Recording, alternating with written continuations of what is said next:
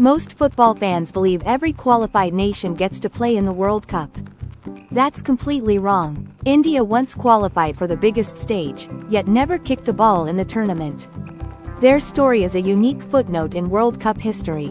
Back in the mid-20th century, FIFA, football's global governing body, was on a mission to standardize the beautiful game worldwide.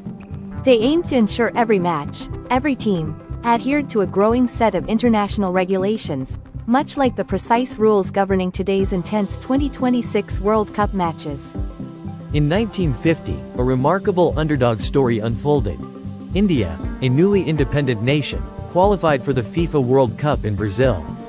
Their path was unconventional, but their spot was legitimate. We'll come back to why this matters.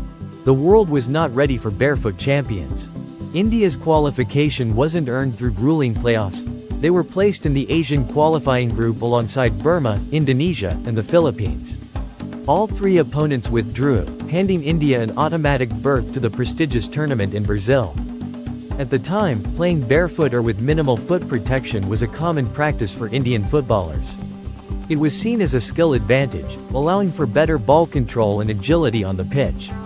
This was how they trained and competed domestically. However, FIFA's regulations were explicit. Players were required to wear boots.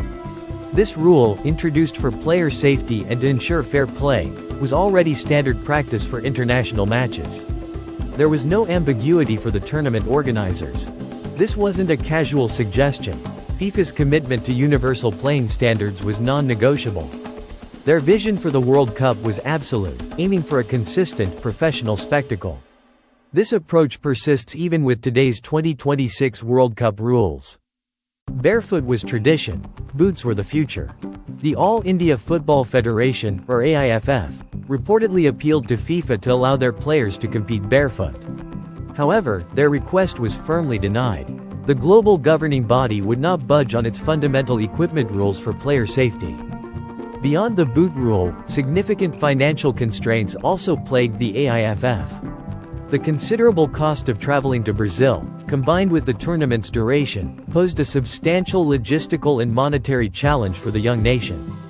Facing these dual hurdles, the mandatory footwear rule and prohibitive travel expenses, India ultimately made the difficult decision to withdraw from the 1950 World Cup. It was a heartbreaking moment for the aspiring football nation. A World Cup dream, financially out of reach. FIFA viewed such withdrawals with disappointment, yet their regulations remained steadfast, shaping future tournaments. The organization prioritizes maintaining the integrity of the game, a principle upheld in the meticulous planning of the 2026 World Cup. While financial reasons were often cited publicly by the AIFF as the primary cause for withdrawal, the barefoot issue was widely acknowledged within football circles. It remains the most enduring and debated aspect of India's missed opportunity. This withdrawal left a lasting mark on Indian football. A World Cup appearance could have provided an immense boost, both in terms of global recognition and domestic passion for the sport. It became a powerful what if in their sporting history. What if they had simply worn shoes? Today, Indian football continues its journey of development, investing in infrastructure and youth programs. While they haven't yet qualified for a World Cup like the one currently unfolding in 2026, their national team, the Blue Tigers, are making strides on the Asian stage. So, why did India's 1950 qualification matter so profoundly? Because it created a what-if scenario, a stark reminder of how close they came to etching their name in history, only to be undone by regulations and logistics. It's a story of a dream deferred. Even today, FIFA's strict adherence to rules ensures fairness and player safety, defining eligibility for teams like those competing in the nail-biting 2026 World Cup. Every detail, from kit to conduct, is precisely regulated to maintain the game's integrity. The story of India's 1950 withdrawal isn't just about boots.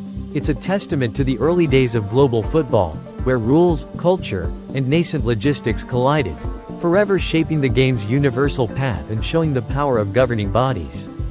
This incredible tale serves as a fascinating reminder of football's evolving history. The sport has transformed dramatically, but the fundamental clash between tradition and global standards remains a recurring theme, even in today's professional era.